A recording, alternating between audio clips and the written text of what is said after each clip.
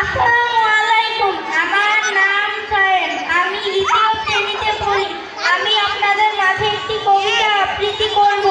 কবিতাটির নাম মুক্তি সেনা, লিখেছেন সুকুমার বড়ুয়া।